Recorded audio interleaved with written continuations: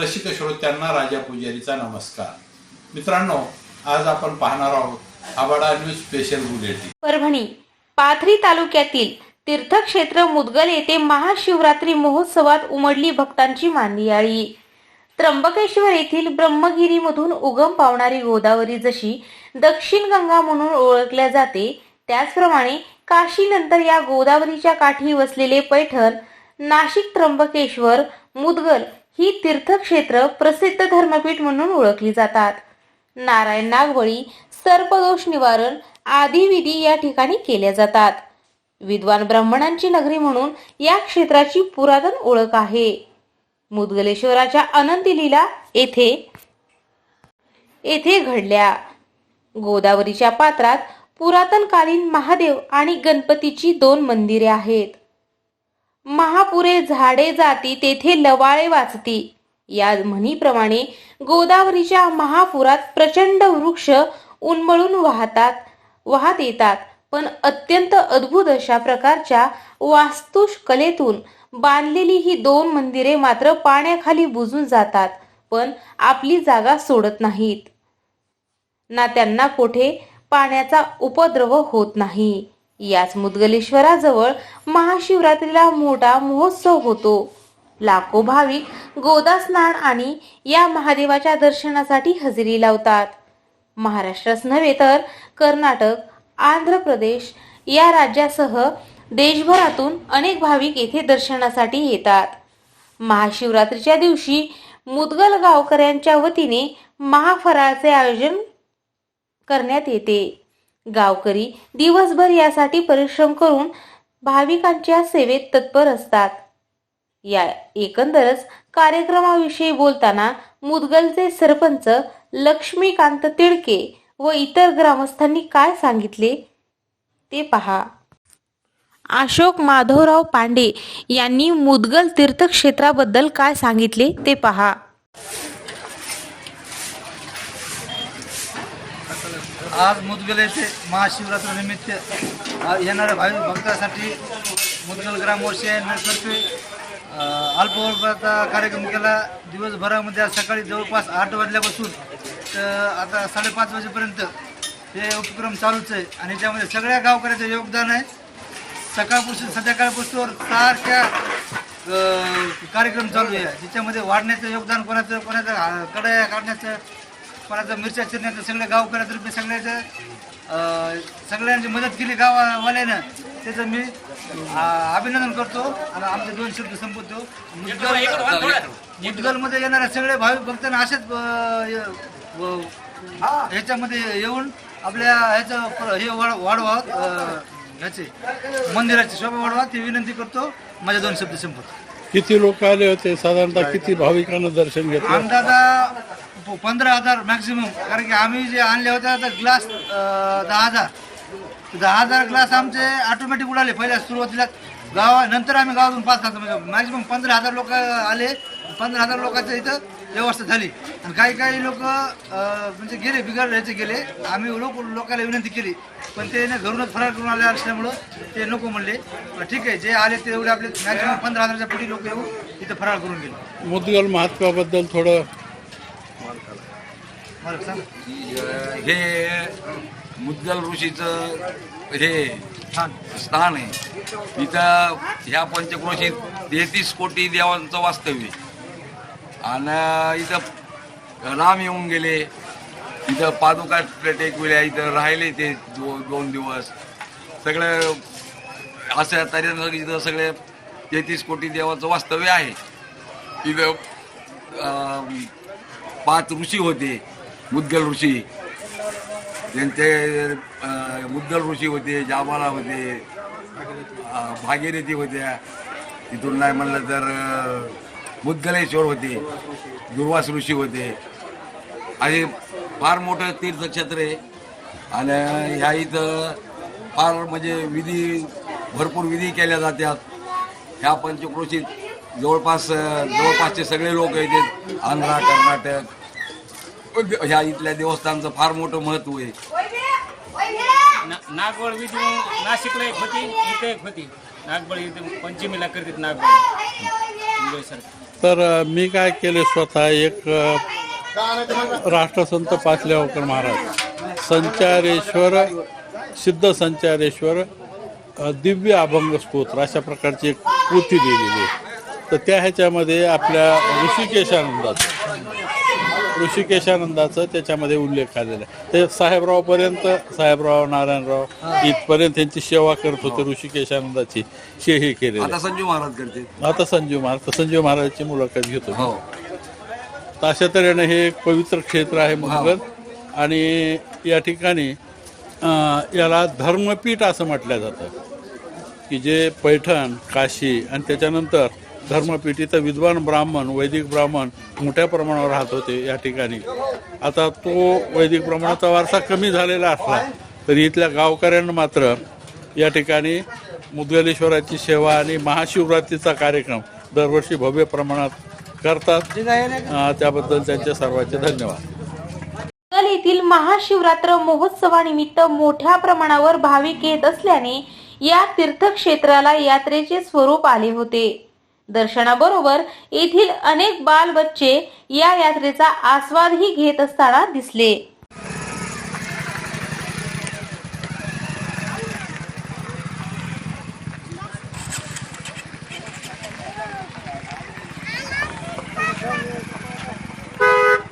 चल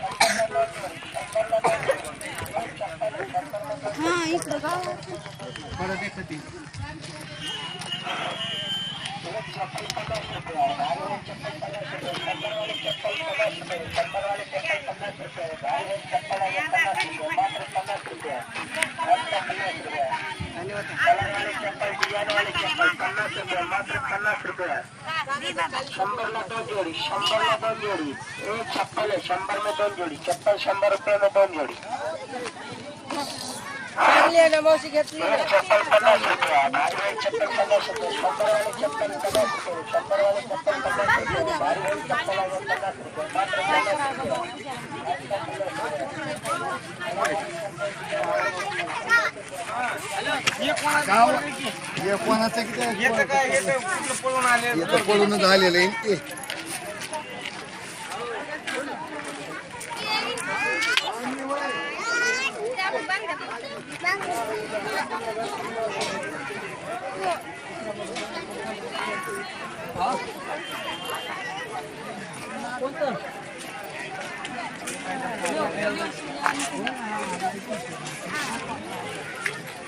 आम्ही कॉलेजमध्ये असताना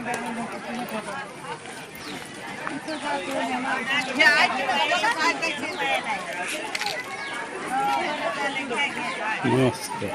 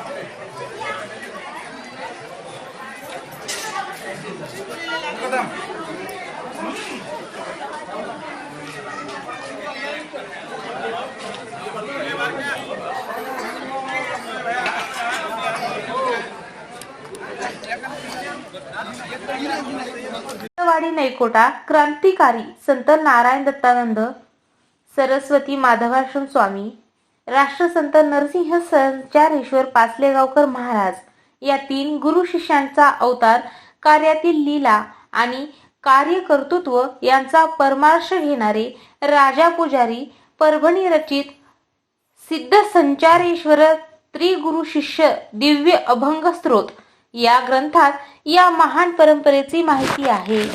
त्याचप्रमाणे या समकालीन झालेल्या मुदगल येथे समाधी असलेले ऋषिकेशानंद महाराजांच्या जीवन कार्याचा उल्लेख आहे. प्रसंगानुरूप या ग्रंथात आला आहे. तो ग्रंथ त्यांच्या गुरु शिष्य परंपरेतील संजय महाराज मुदगलकर यांना भेट देऊन अनुष्ठान करण्याबाबत विनंती करण्यात आली.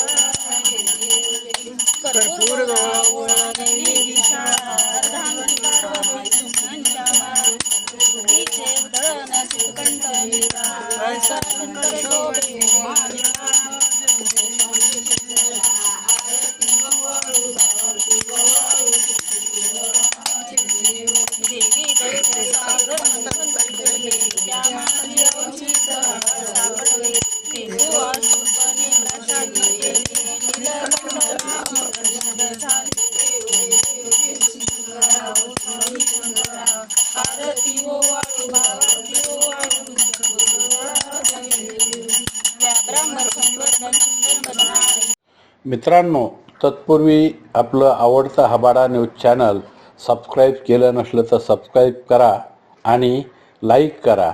बेल आयकॉन दाबून आपली पसंती कळवा.